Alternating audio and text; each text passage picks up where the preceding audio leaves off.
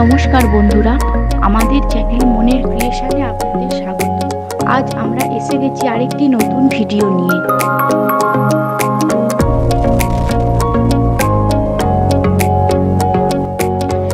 আজকের ভিডিওতে আপনারা দেখতে পাবেন পূর্ব বর্ধমান জেলায় অবস্থিত দুটি বিখ্যাত মন্দির এবং সেই সম্পর্কে কিছু তথ্য।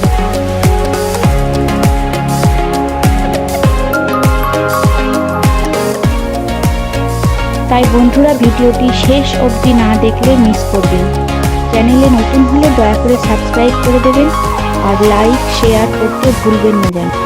তাহলে চলুন শুরু করি আজকের ভিডিও।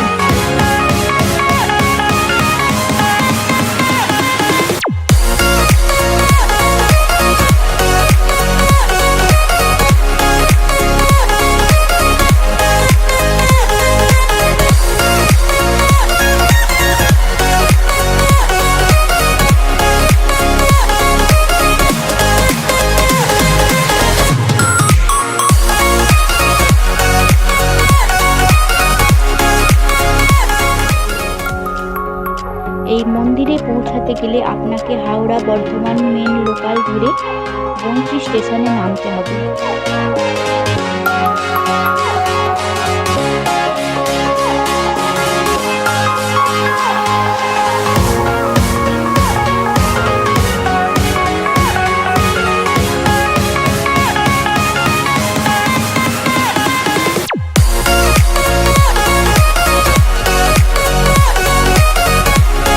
স্টেশন থেকে টোটো ধরে বাস স্ট্যান্ডে আসতে হবে।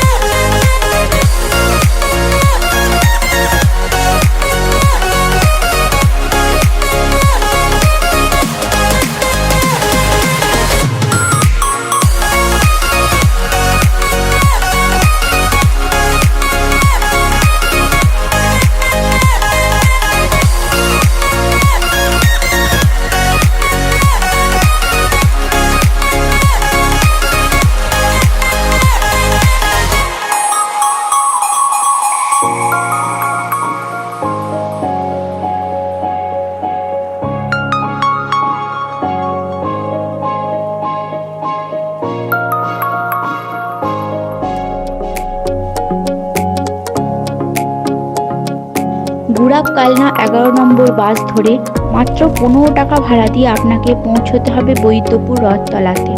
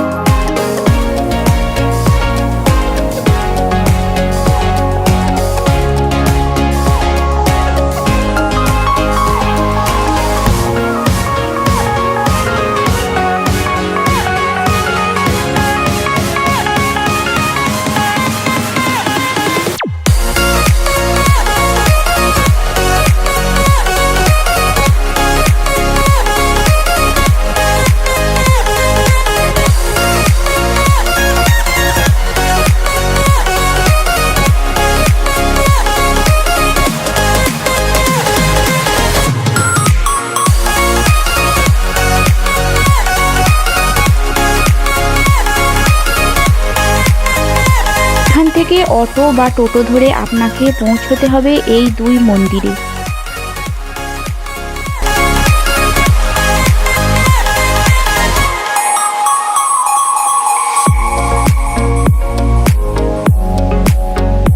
আমরা এখন এসে পৌঁছেছি নারিকেলডাঙ্গা জগৎগৌরী মায়ের মন্দিরে।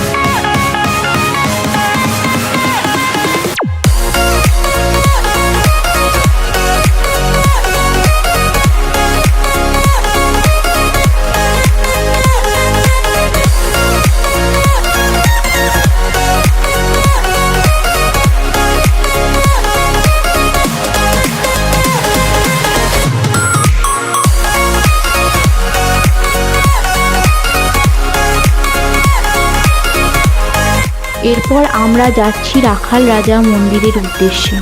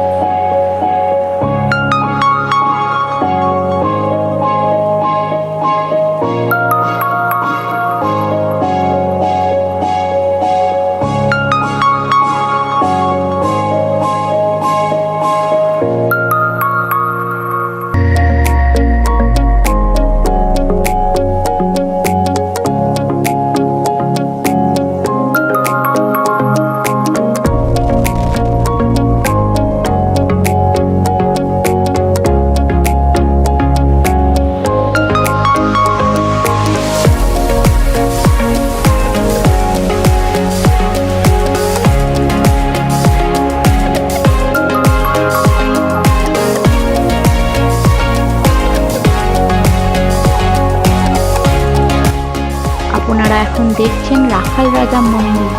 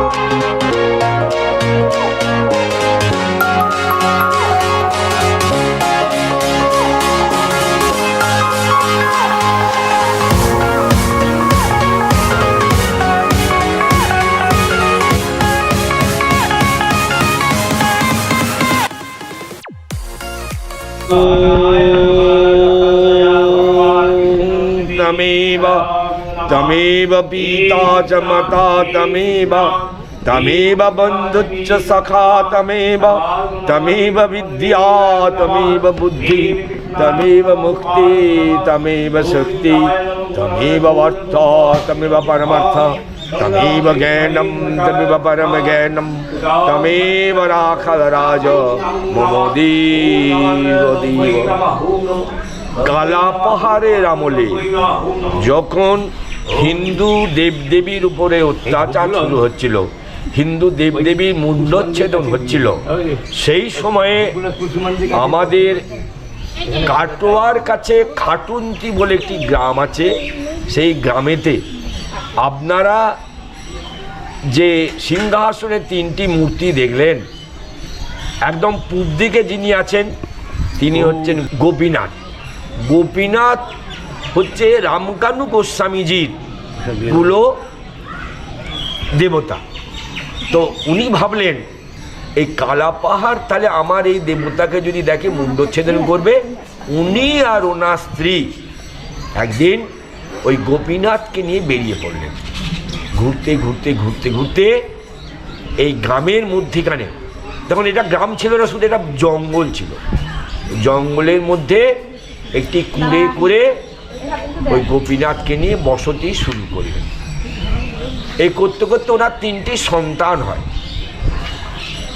নিমাই চাঁদ, বলদেব আর রাখাল রায়। তো উনি ভিক্ষে শিক্ষে করে এসে ঠাকুরের ভোগ দিতে যাবেন, পুজো করতে যাবেন। বাগানে গিয়ে ফুলের গাছ ফুল তুলতে গেছেন, গিয়ে দেখছেন যে ফুলের গাছটা আউতে গেছে। উনি তখন জিজ্ঞাসা করলেন যে কে? এই ফুলের গাছটা উবড়েছ। তো বাড়িতে 5 জন, স্ত্রী ও 3 ছেলে, আরও কেউ ভয়ে বলছে না। উনি বারবার জিজ্ঞেস করছেন। হঠাৎ উনি রেগে গেছেন প্রচন্ড, উনি ক্লান্ত হয়ে গেছেন যে এই ফুলের গাছটা উপরে দিয়েছে, আমার তো আজকে ফুল ছাড়া পুজো করতে হবে। তা সেই 3 দিনের মধ্যে তার দেহান্ত হবে। এটা অভিশাপ দেওয়ার পরই উনি কুটিরে গিয়ে ধ্যানে বসলেন। বসে জানলেন যে ওনার ছোট ছেলে রাখাল রাজগিরি অভিশাপ দিয়েছে। অভিশাপ তো ফলবেই। দেহান্ত করল। উনি সৎ কাজ করে 2 ছেলেকে, নিমায়চাঁদ আর বলদেবকে সেবার ভার দিয়ে বললেন, আমি আমি বৃন্দাবন যাব। তখন বাস ট্রেন ছিল না, উনি বৃন্দাবন যাত্রার উদ্দেশ্যে যাত্রা করলেন। যেতে যেতে এটি কেলি কদম গাছের তলায় পৌঁছে গেছে। এখানে হচ্ছে বিশেষত্ব, দেখবেন প্রচুর কেলি কদম গাছ আছে, কিন্তু কেউ যায়নি।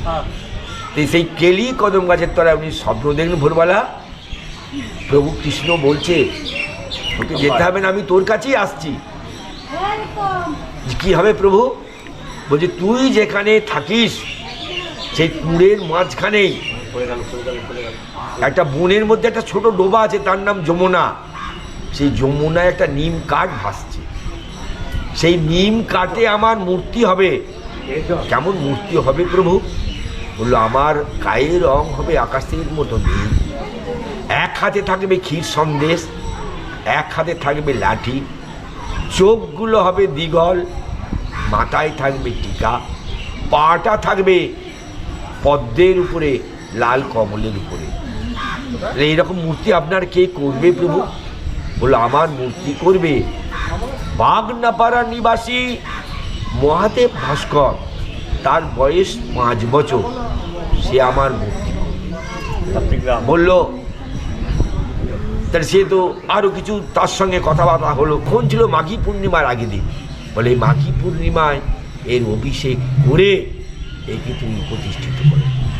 এই হচ্ছে আমাদের রাখাল রাজের জন্ম বৃত্তান্ত। এটা যদি তোমরা কোনো ঐতিহাসিক প্রমাণ চাও আমি দিতে পারবো না, কিন্তু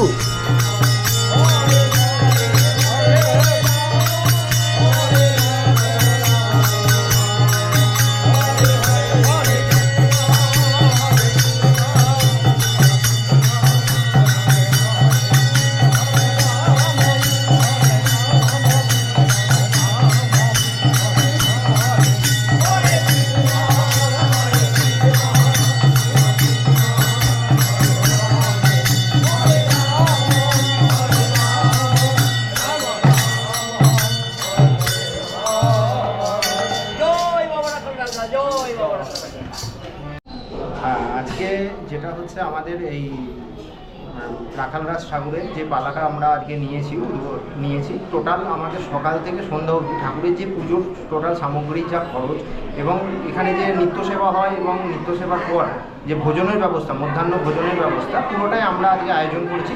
সেটা সম্পূর্ণ বিনামূল্যে।